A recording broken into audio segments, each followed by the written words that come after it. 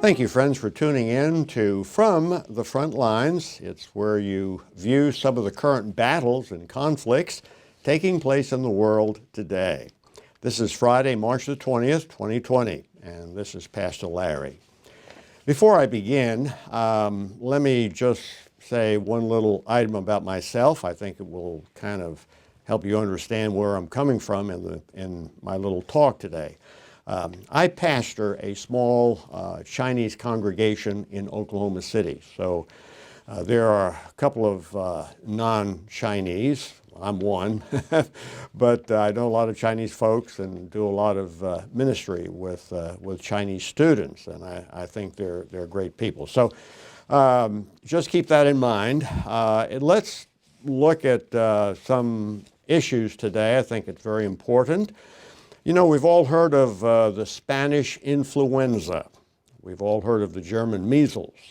We've all heard of the West Nile virus. Health issues, pandemics are often identified with their place of origin. There's a whole list of diseases associated with a particular group. For example, Japanese smallpox, Russian flu, Asian flu, Hong Kong flu. So what's wrong with calling the coronavirus the Chinese virus or the Chinese flu? Nothing really. It is certainly technically correct. I don't think there's any doubt where the coronavirus came from, Wuhan, China. Is it racist to do so, to say the Chinese virus? I really don't think so. And so I want to make that very clear. I think a lot of the confusion and the, what should I say, the harsh and biased rhetoric that we've heard recently about Mr. Trump, President Trump being a racist and so forth, I think all of that is blown out of shape. I think people are trying to use every word that he uses against him. I love President Trump. I love his core values. But let me ask you this, and keep in mind where I'm coming from. When you're walking down the street and see an Asian man or woman, perhaps someone that looks like they might be Chinese, is that particular person responsible for COVID-19? Should we get real angry and say, you're not welcome here, go home, go where you've come from? And the reason I bring that up is because already there have been a few incidents like that, especially with two women in the church. We need to remember there is a demon in China, but it's not the Chinese people. Okay, there's a demon in the Middle East, but it's not Egyptians, it's not Syrians, it's not Iraqis. We need to remember this about modern China. They operate under a one-party system. One man, basically, runs the whole show. Dissent is not allowed. So what happens in China, and China's policies are determined by a very small number of people who, by the way, are harsh and militant atheists. They hate God. They want to destroy the church, and they're trying to destroy the church. So when you say Chinese, you could be referring to 1,400,000,000 people. I mean, that's a pile of people. So somehow is every one of those people responsible for that, for the coronavirus? You know, in a one-party system, there's no dissent allowed. There must be national uniformity, the party line. Whether it's stupid or not, you have to adhere to the party line. The president, Xi Jinping, is deity. What he says goes, period. The government is always above reproach. If you could show that the government has done something dumb and made a mistake, guess what happens? The president doesn't take the heat. People under him are fired, or they're exiled, or they disappear. If you disagree with the party line in China, you could disappear. So just think of what it's like to live in China today. Just think of what it's like to be a Christian, or just think of what it's like to be, you know, really to not agree with the government. I mean, there are so many things in that government that I think, you know, you don't have to be a Christian to disagree with. In late December of 2019, there was a Chinese ophthalmologist by the name of Dr. Li Wenliang. He started talking to his other doctors, and he said that there were 7 people who seemed to have contracted SARS, that's the severe acute respiratory syndrome, that in the early 2000s was a serious respiratory illness that spread to several countries and actually left several hundred people dead. And so Dr. Li simply said, this is mid-December 2019, that people need to be careful. And he didn't quite know what it was, but he said it looked like SARS. Well, Li and several other doctors were actually summoned by the communist authorities, and they were told to shut up. They were told to stop spreading rumors about SARS-like cases. Now, this was in December. Early in the spread of the disease, the Chinese government lied about what was happening. It was a massive cover-up.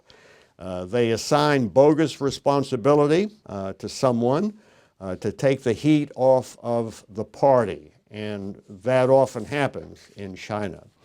The government also silenced doctors who warned about the diseases. They didn't know quite what it was, but these doctors, Dr. Li was one of the main ones, but they were blamed with spreading rumors or sharing test results with colleagues that were viewed as being a rumor.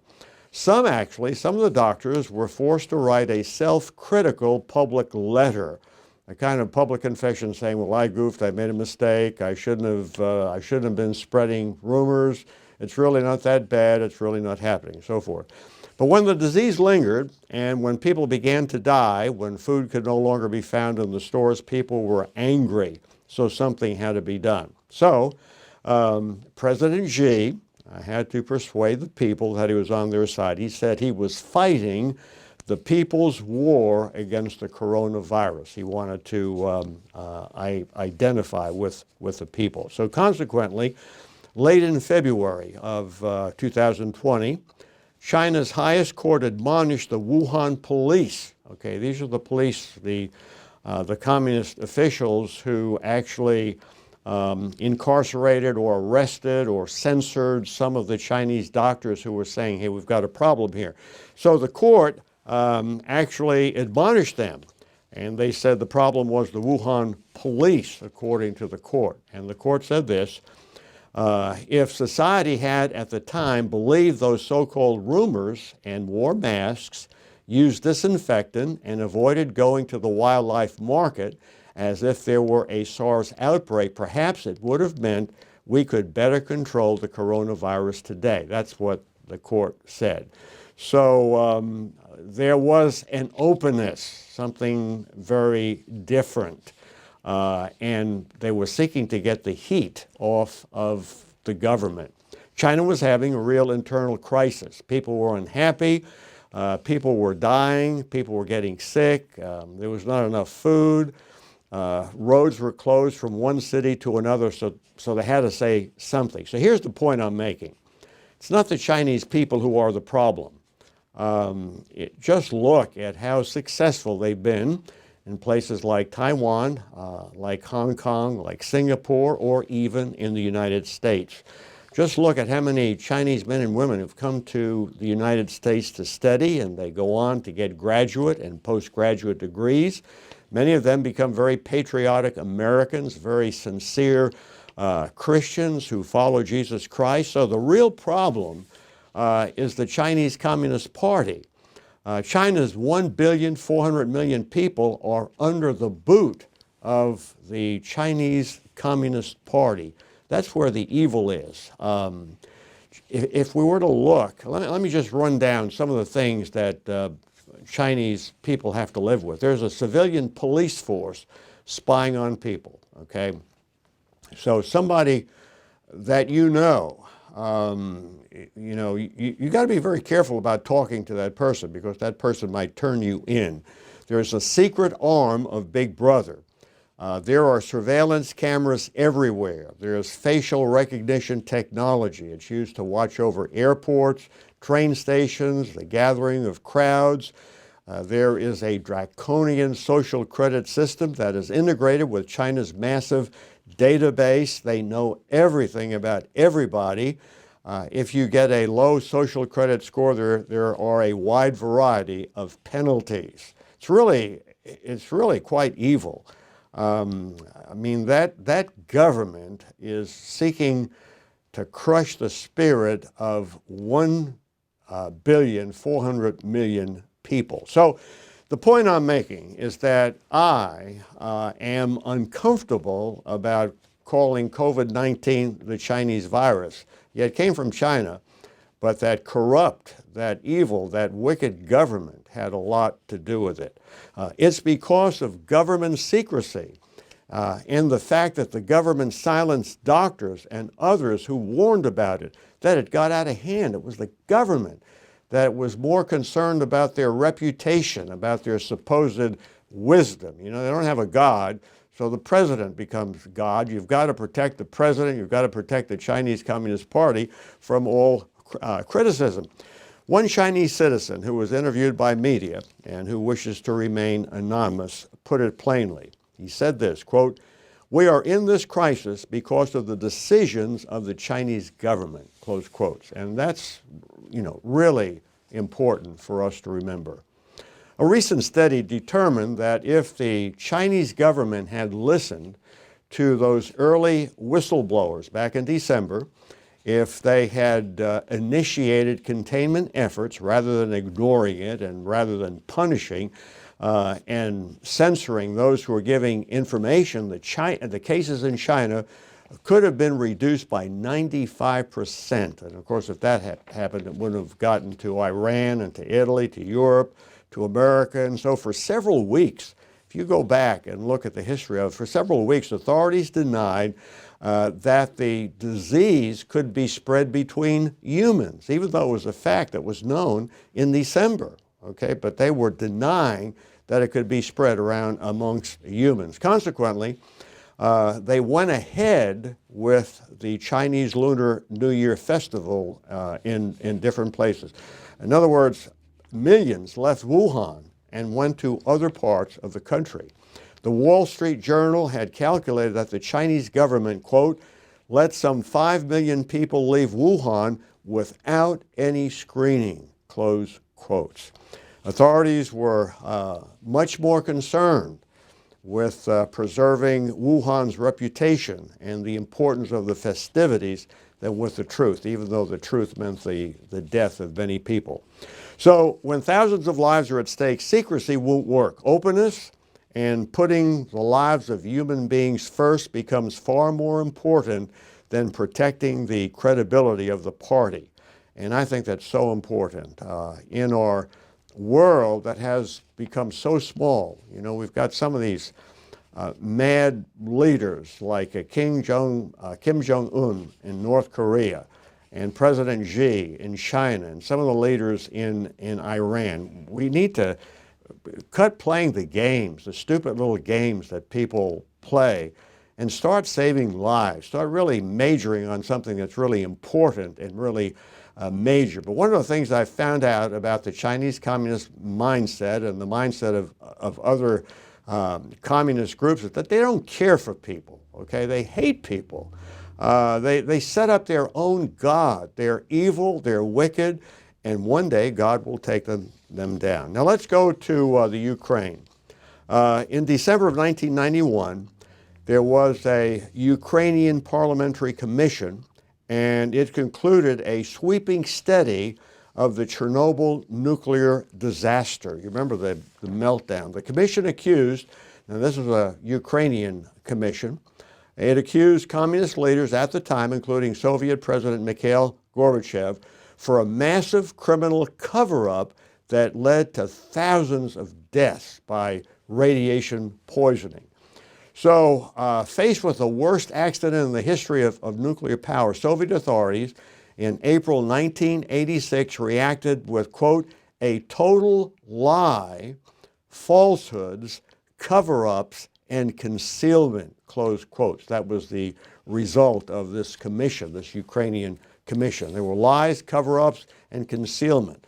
The commission said it uncovered the horrific details of a high degree of callousness and cynicism. Now, this is going back to 1986. Kremlin leaders were informed of the gravity of the events and reacted not with glasnost, that's the open door policy, the openness policy that Gorbachev had initiated, but rather, quote, with an ideology of state lies. So this is what the commission found. A trial was held in 1987 of the Chernobyl director, the chief engineer, and other top members of the plant's personnel on charges of criminal negligence in the accident, but they were only scapegoats. They found out that it went way above people in the Ukraine. It went all the way to Moscow. So here's the problem. It's the same kind of problem that we have in China. Secrecy, having, saving face, this whole stupid idea of saving face. The world could be perishing, but we're going to save our face. We could lose hundreds of thousands of people, but our pride is so big and so great, we don't want to admit the truth. We don't want to stop the lunar festivities and so forth. So China has a real issue, and I could go on and on about some other things, but the point I want to make is we need to pray for China.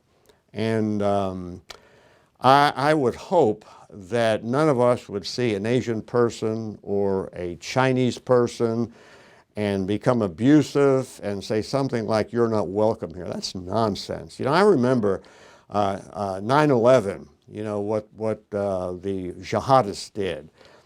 People, even peaceful Muslims, even Muslims who were Christian in Edmond, Oklahoma, who were not supporting jihad, they were preyed upon. They had damage done to their homes and so on and so forth. So it's so easy to be stupid, okay? But it's really hard to be nice. But guess what? Jesus, by his Spirit and by his love, can fill our hearts. So we're open-minded, compassionate, loving to people, being very careful of what we say, because, words and ideas have consequences, and sometimes we have no idea of how awful those consequences can be. So I don't know how you feel about what I've said. We're all entitled to our opinions. Opinions are like noses. Everyone has one. But anyhow, some food for thought. We don't live in communist China, so we can have dissenting views. And I think that is awfully healthy. God bless you. Rejoice in the Lord always. And again, I say rejoice.